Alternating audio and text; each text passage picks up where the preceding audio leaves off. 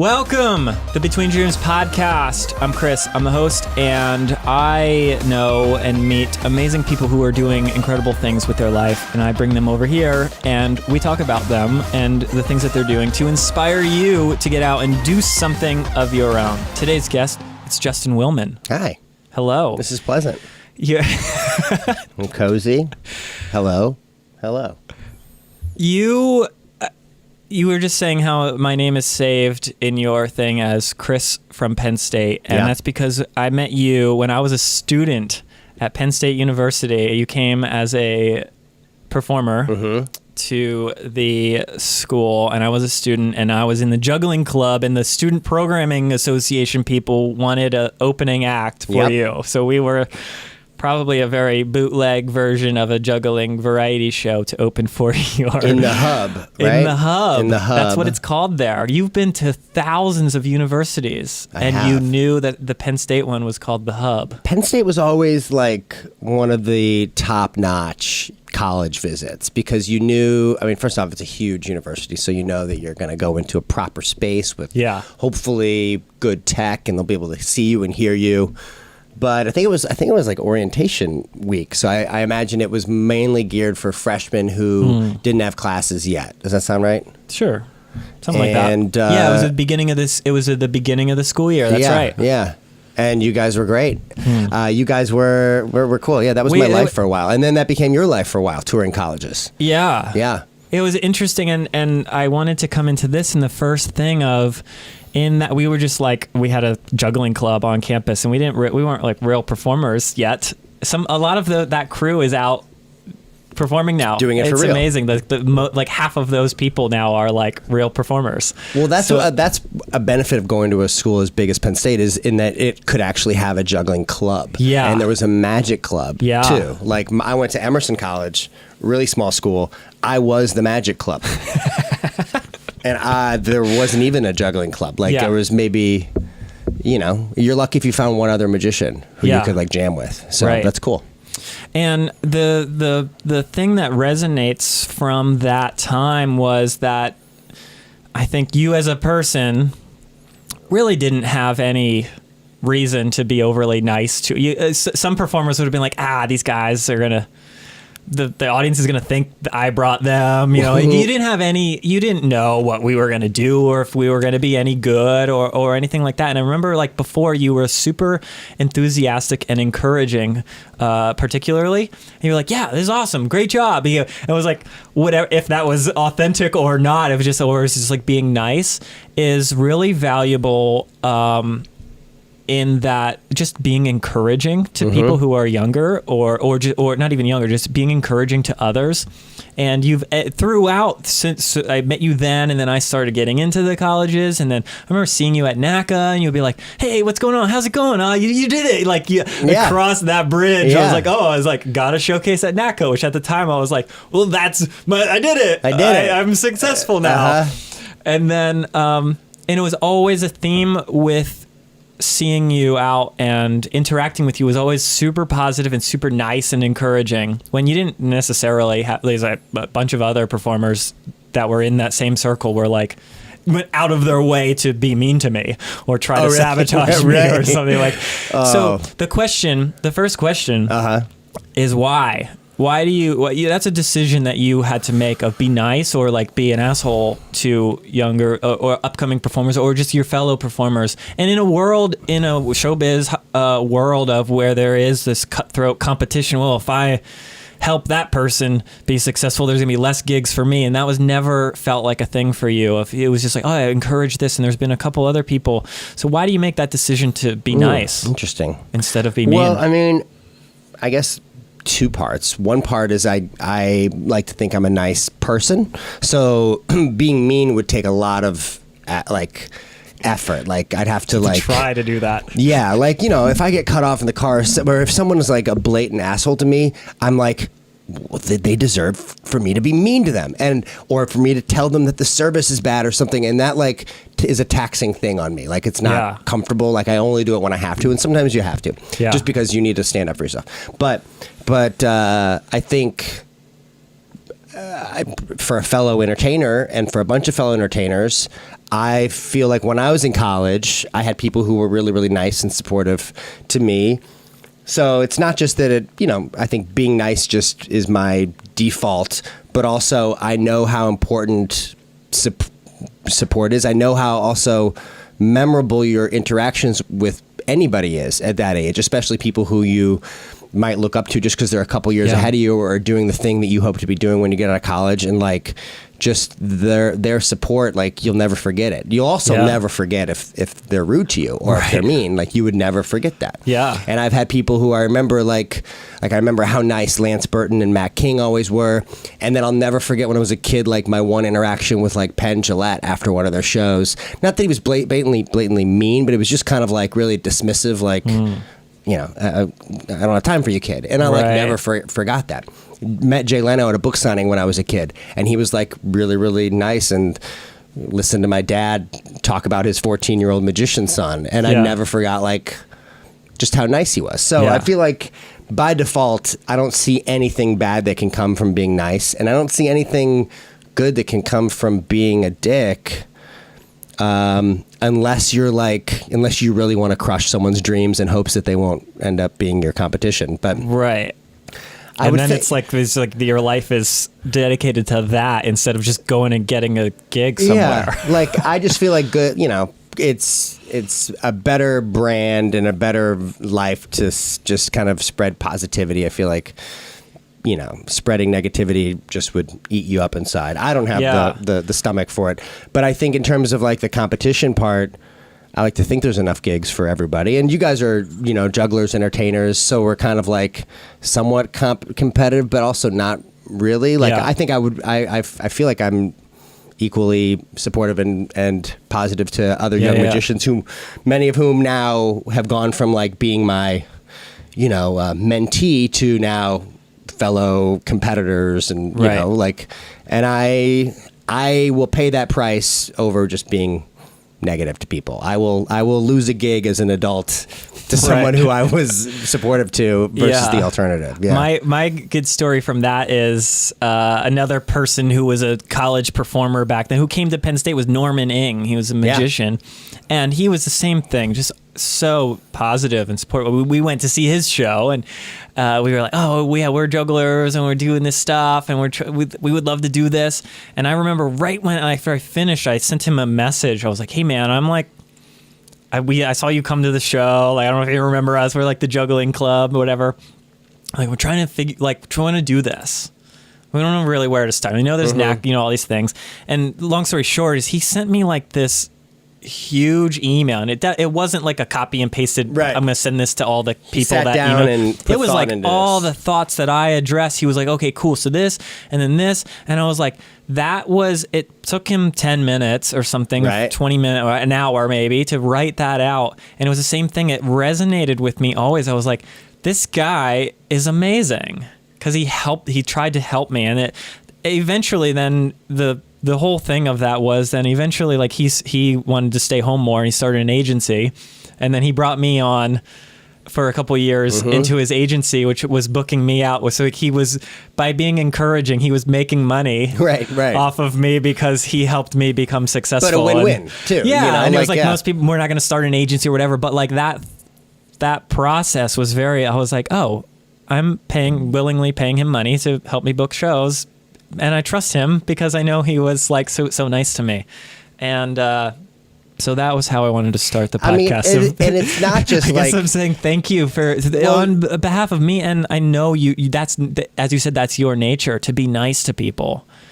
Because I've seen you in other shows, and it's like always positive. Yeah, that's great. Well, thanks. That's that makes me feel good. But I think it's also like you're not just like giving the gift of niceness. I feel like those rewards come back to you. I feel like because people never forget, even if it's not just other performers, but if it's just meeting some people after the show, or they say hi, or they want a photo, whatever, like people will never forget that one interaction with you. And if it's a lousy reaction, the great show will be like the secondary thing they remember. We loved his show, but man, he was kind of rude at the Starbucks when we saw him the next day, And just loyalty and repeat fans and more people coming to your shows. Like the benefit of just being pleasant is tangible.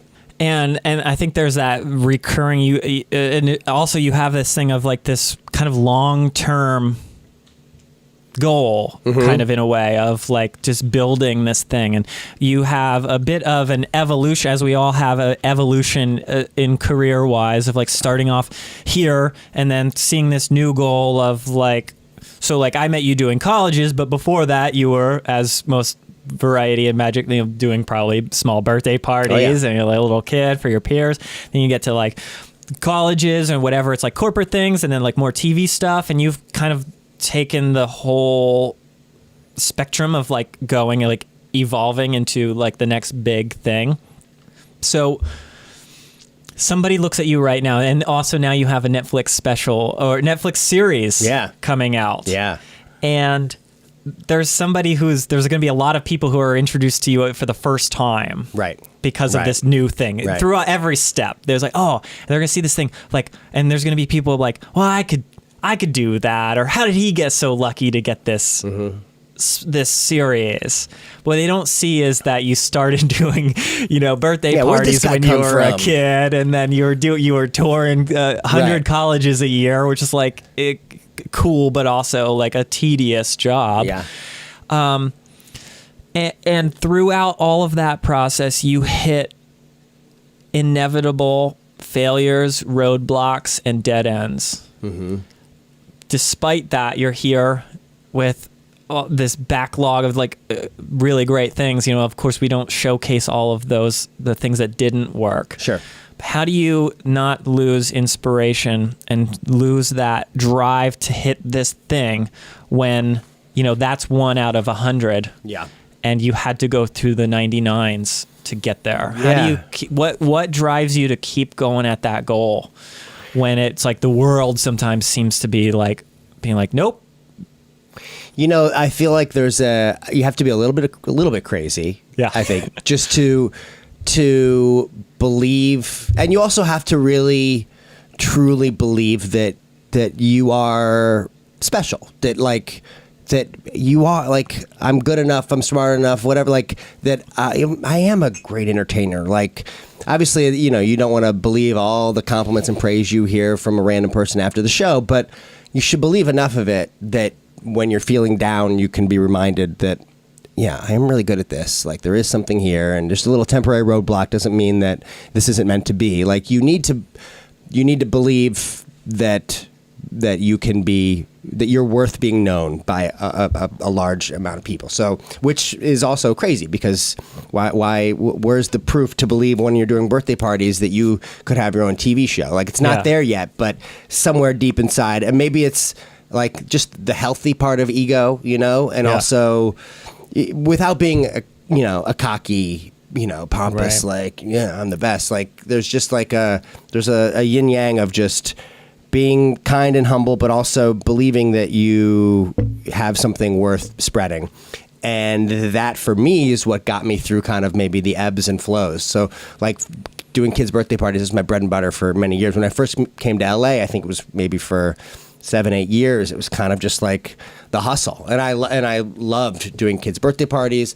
I loved the business of it. I loved kind of really like just coming into a new market with all this enthusiasm. And I was this kid right out of college, so I kind of like had like a different branding, set it apart from the other LA magicians, and it was like really, really took off. And then, but then I kind of like burnt myself out a little bit. I kind of had I also got into like a group of friends that kind of played into my darker urges and partied too much and, drank too much and, kind of dabbled in drugs too much. And that like took me away from my intended path, into this part where, and my business suffered. And then I, just for a while, like there were times where I would call my dad, like to borrow money. I promise I'll pay you back. And he's like, why don't you, like literally like talking me into trying to get a real job. Why don't you do this? Why don't you try to get a job, be a waiter for, like all these things that that my parents always had believed in me and believed that I could do it. Hearing them even hint at the fact that maybe it's time to like cave in, or maybe it's time to fall back, like was a big wake up call for me. So that inspired you rather than increased the doubt? Well, it definitely turned the mirror on myself to realize that like, hey, this wasn't the plan. The plan wasn't to really be crushing it and then kind of get lazy and then really be barely getting by for a couple of years. The plan is to like go on to the next thing.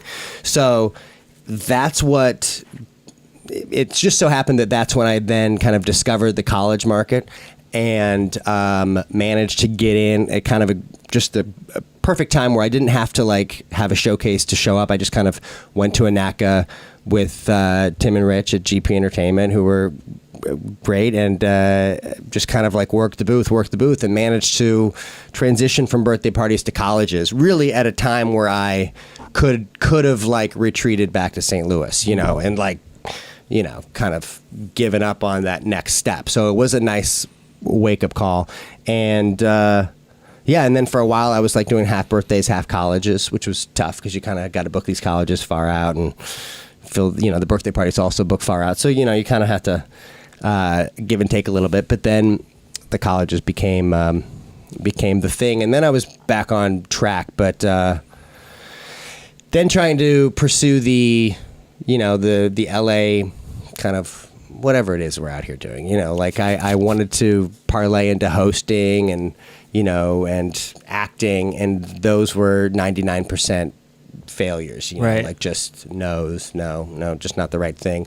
And those really suck for a long time. But because I had like the magic that I had control over, I was able to not like take those rejections so personally. And a lot of people don't have that luxury, if you're out here just as an actor, this is your thing. And if you're getting rejected at least as much as I was, like without something that you are also equally passionate about to cling to, I could see that being really devastating. So yeah.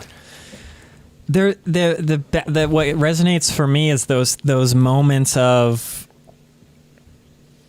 not giving up on whatever it is. Like, I find that there's just tons of, and myself included, I'm like, well, I don't know. He's like, should I just go get a job? It's like, and everyone I've ever talked to has that moment at some point. They're like, I don't know.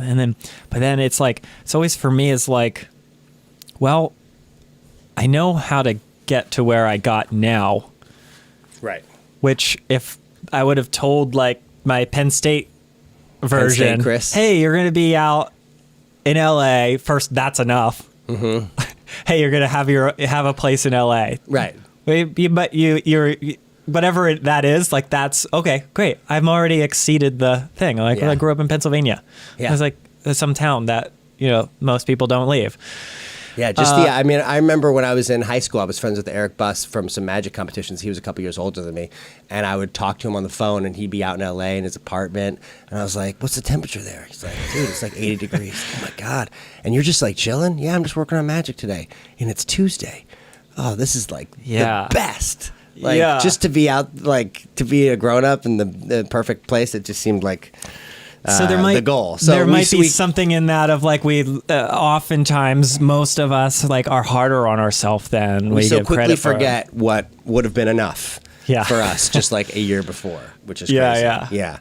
But I mean, like just the idea of, okay, maybe I should like settle or do something else. Like I never even programmed myself to have a plan B or a fallback. So in terms of the not giving up, I think by not even, putting the plan B stuff into my brain, like I just didn't even know what that meant or what it would look like. So there was no choice but to not give up. Great. That's what I was digging into. So it's like that, where they're like, if you just have that and programming the mind like that is an interesting thing of like, well, if I don't have this other option, then I can't choose this other option. Exactly. It's like really great to just it's say, really great. And that mixed with the, if you're deranged enough to believe that you are better than what you're currently, experiencing. All of us entertainers, anyone who does what we do with no dependability of work and the fact that it's all out of our control. Like, we're a little crazy in a great way, but you have to be just that little crazy to think that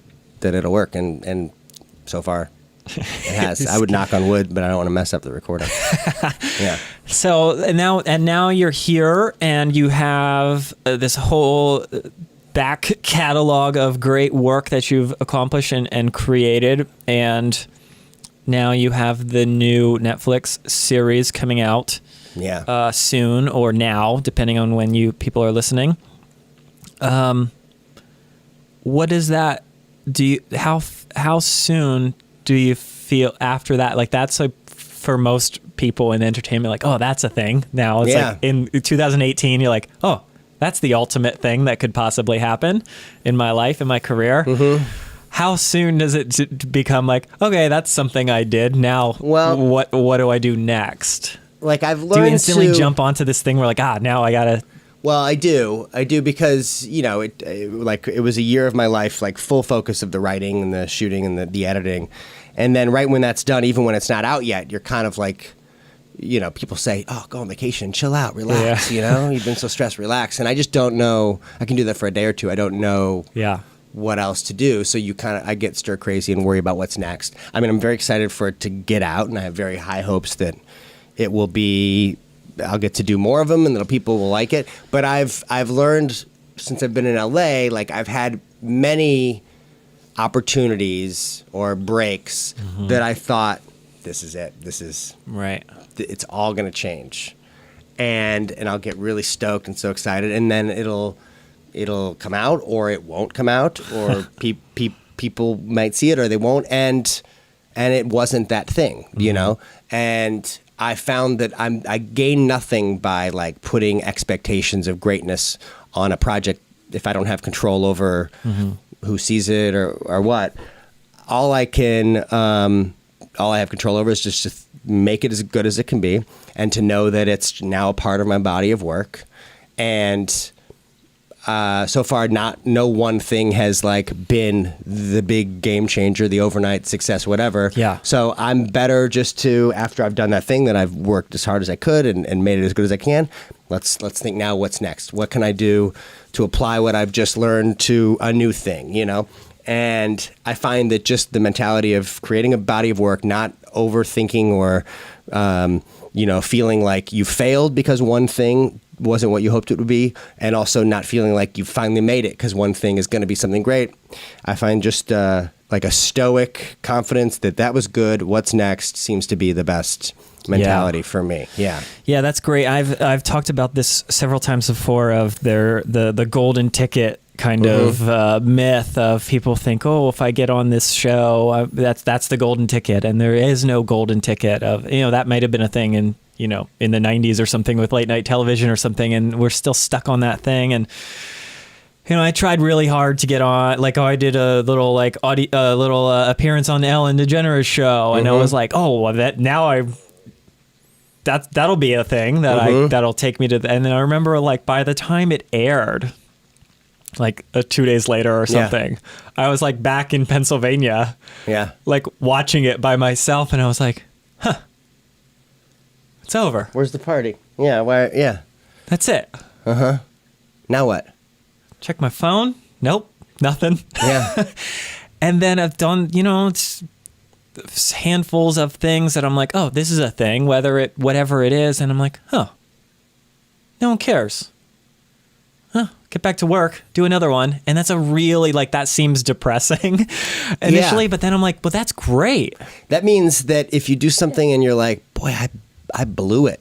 It's kind of comforting knowing that, like, nobody cares. Right. People will forget about it so quick. Show up tomorrow and do something else. I've done things where I've felt like I've blown it, and other people have said, oh, dude, that was really a weak performance. And luckily, like, the crappy stuff sinks to the bottom and no one sees it, and the good stuff stays to the top. And wherever along the line people discover you, in the course of your career, then they can catch up on the good stuff, which is nice. And that's something that I heard someone talking about recently of like, well, there's like this thing of also like, oh, everything has to be top notch because everyone's seeing everything. But then there's also this thing of, put out everything. The good stuff will rise, and the bad stuff people will forget about, and you keep moving on. And that's really, I think, the only way to make the good stuff. You have to between the two. Like, don't put out all garbage. Right. But we know that. But don't be so picky that you only put out one piece of content a year. Right. But yeah, it's there is no tried and true way to do it. But I think consistent and just build your fan base, build your body of work. Try to always do something better than the last thing.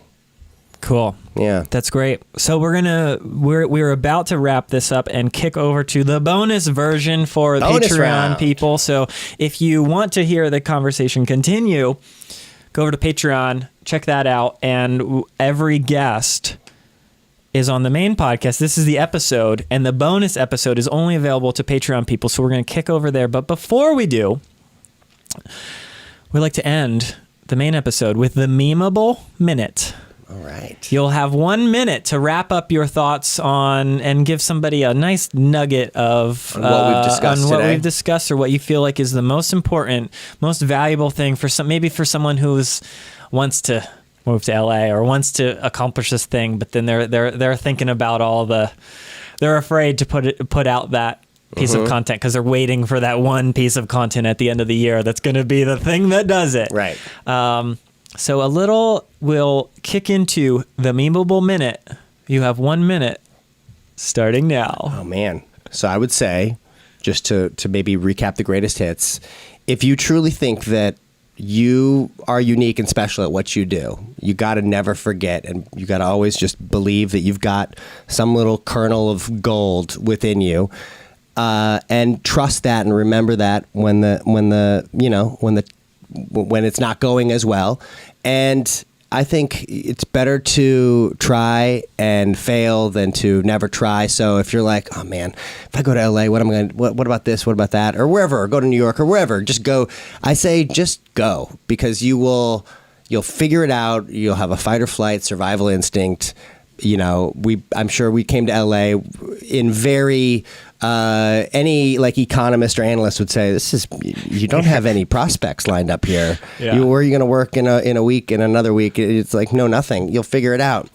And I would much rather do that and just be like, man, I tried, than to be 70 and be like, man, what if? So there's that. And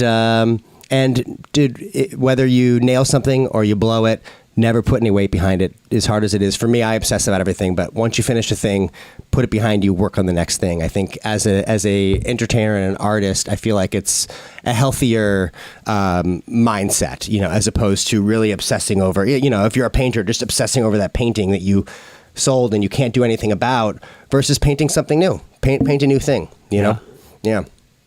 That's probably a minute, maybe 40 seconds. Yeah, probably more. Yeah. And then as a reminder to myself, I would say, because I'm sure us performers are neurotic and obsessive, is to relax and to get out and seek inspiration. We were talking about this on the sidewalk. Seek inspiration outside of your art form and figure out ways to kind of do things with magic, juggling, acrobatics, or whatever. Do things with your art form about ideas and concepts that have never been touched by that art form, and I think then you create original content and an original voice. Great. Yeah. Amazing. Hope that made thank sense. you so much. We're kicking over to the bonus, so head over to Patreon and jump on. Now we get to the good stuff. Now we really talk. The real. Okay, we're going over there now. See ya.